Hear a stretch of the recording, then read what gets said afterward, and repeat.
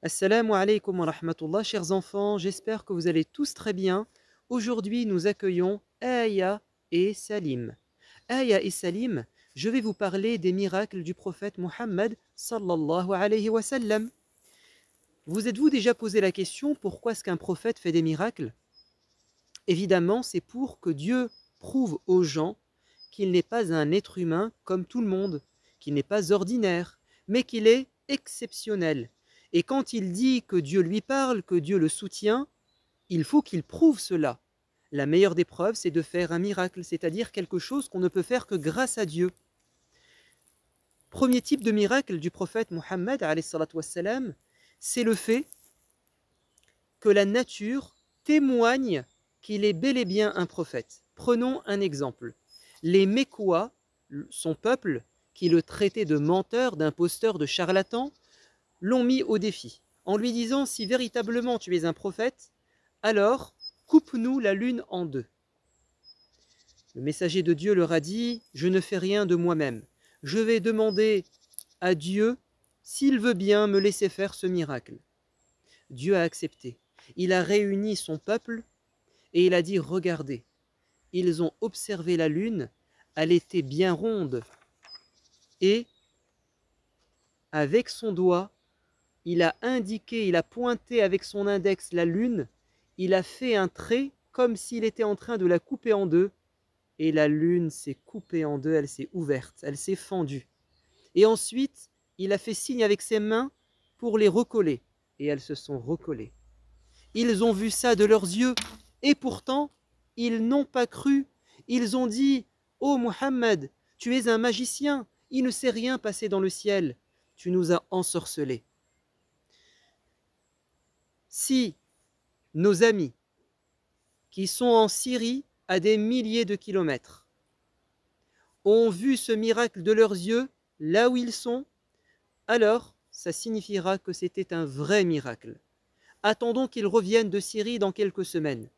Lorsque les voyageurs sont revenus, ils leur ont posé la question « Avez-vous vu de vos yeux la lune se couper en deux telle nuit ?» Ils ont dit « Oui, nous l'avons vue. » Au lieu de reconnaître le caractère miraculeux de ce qu'a fait le prophète, ils ont dit « Le prophète est un grand magicien.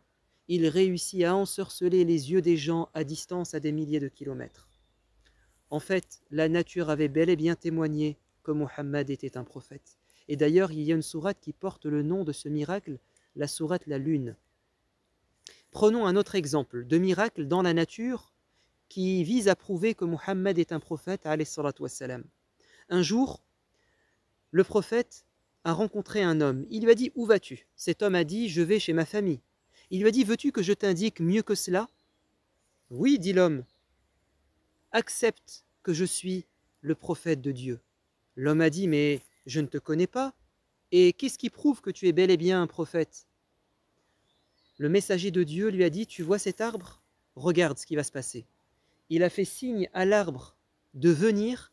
L'arbre a sorti ses racines, il a avancé et il a dit « J'atteste, je témoigne que Muhammad est le prophète de Dieu. » Et le prophète lui a dit « Retourne à ta place. » La nature avait encore témoigné que Muhammad était un prophète. Un autre exemple, un berger avec ses moutons était dans les pâturages autour de Médine, lorsque soudain, un loup arrive et s'empare, attrape un petit agneau. Il le prend dans sa bouche, il se sauve avec, le berger poursuit le félin, il réussit à lui faire céder, relâcher l'agneau. Lorsqu'il va récupérer son agneau, vous savez ce que va faire le loup? Il va s'asseoir, se tourner vers le berger et il va parler en disant « Comment oses-tu prendre une nourriture que Dieu m'a donnée ?»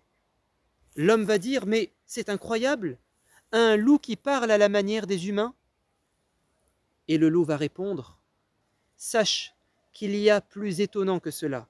Il y a un homme à Yathrib, à Médine, qui reçoit la révélation de Dieu Allah lui révèle ce qui s'est passé il y a longtemps et il lui révèle l'avenir.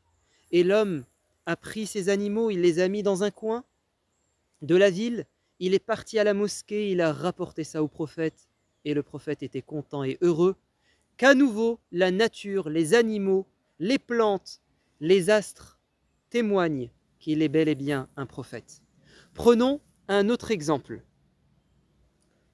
Cette fois-ci, ce n'est plus la nature qui témoigne qu'il est un prophète, mais c'est un autre type de miracle, c'est que le prophète de l'islam révèle des choses que personne ne pouvait savoir. Il révèle des choses incroyables qui, normalement, quand on est un être humain comme vous et moi, on ne peut pas les deviner. Il révèle l'avenir. Un jour, il était avec ses compagnons et il a dit, il y a un homme au Yémen, à des milliers de kilomètres, qui est avec sa maman. Il s'appelle Uwais al-Qarani. Cet homme, son rêve, c'est de venir me rencontrer, mais il s'occupe de sa mère. Un jour, vous le rencontrerez après ma mort. Il a une maladie, des taches blanches, il ne lui restera, après avoir guéri, qu'une tache blanche de la taille d'une pièce. Si vous venez à le rencontrer, demandez-lui de vous faire des invocations. Et vous savez, 17 ans plus tard, j'exagère, peut-être un peu moins, peut-être un peu plus. En tout cas, à l'époque du calife Omar, on va rencontrer cet homme. Et c'est le calife en personne qui va le retrouver et s'assurer qu'il s'agit bien de lui. Comment le prophète pouvait-il savoir qu'un homme à des milliers de kilomètres veut le rencontrer, qu'il a une maladie qu'il va guérir, qu'il a une maman qui est malade? Évidemment, c'est Dieu qui lui a révélé tout cela. Prenons un autre exemple. Le messager de Dieu, lorsqu'il s'est échappé de la Mecque avec Abu Bakr, il a été poursuivi par un homme qui s'appelle Suraqa ibn Malik. Suraqa ibn Malik avait réussi à retrouver les traces du prophète et il s'est approché de lui avec son cheval. Mais à chaque fois qu'il se rapprochait du cheval, vous savez ce qui se passait? Le cheval retrouvait ses pattes enfoncées dans le sol et il tombait avec son cavalier. Suraqa ibn Malik, étonné, parce qu'il n'y a pas de sable mouvant, a compris qu'il se passait quelque chose d'étrange. Lorsqu'il a réussi à remettre sur pattes son cheval, il est remonté et il a poursuivi le prophète. Et une nouvelle fois, son cheval va tomber. Et à la fin, il va comprendre que cet homme est un prophète et qu'Allah le protège. Le prophète va lui dire, « Ô Suraqa, que diras-tu le jour où tu vas porter les bracelets de Khosroès ?» Suraqa va dire, comment? Les bracelets de Khosroès, l'empereur de Perse? Oui, lui a dit le prophète. Un jour, tu porteras ces bracelets. Évidemment, c'était quelque chose d'impensable à l'époque. Cela signifiait que Suraqa ibn Malik allait devenir musulman et qu'il allait participer à une bataille aux côtés des musulmans et ils vont gagner contre le plus grand empire de l'époque. Et ensuite, il va porter les bracelets et ça s'est réalisé à l'époque du calife Omar, 15 ans, 17 ans plus tard. Lorsqu'après la bataille de l'Qadisiyya, on va mettre la main sur les trésors du palais de Khosroès, Omar va avoir entre ses mains les bracelets et il va dire, ramenez-moi Suraqa ibn Malik, et Suraqa va les porter et il va dire aux gens, regardez, c'était un miracle du prophète, il avait dit vrai, il avait annoncé une chose du futur qui vient de se réaliser.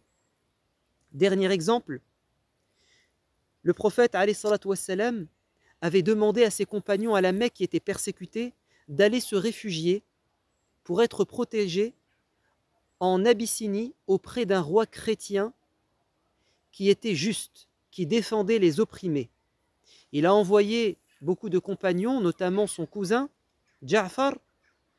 Et Ja'far et les compagnons vont rencontrer ce roi juste, et après plusieurs discussions, il finira par devenir musulman. Les années vont passer, le prophète va se rendre à Médine, et un jour, il réunit ses compagnons en disant « L'ange Jibril vient de m'annoncer que votre frère est mort, le roi d'Abyssinie. Levez-vous, nous allons prier sur lui. » La prière mortuaire, car c'est un musulman. Comment pouvait-il savoir que cet homme était mort alors qu'il était à des milliers de kilomètres? C'est parce que c'est un prophète et Allah prouve par ses miracles qu'il a été choisi par Dieu et qu'il est le plus grand des prophètes. Nous raconterons d'autres miracles du prophète alayhi salatu wassalam dans un prochain épisode, mais avant, que signifie le prénom Salim et le prénom Aya? Commençons par Aya.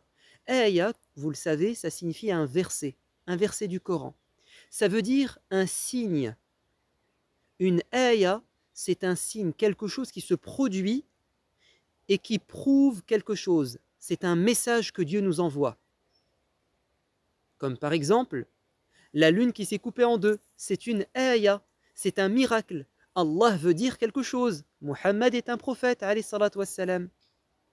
Quant à Salim, c'est un très beau prénom car il signifie celui qui est en bonne santé, qui n'a pas de maladie, celui qui a un cœur pur, qui n'a pas de défaut, qui n'a pas de méchanceté, de vice.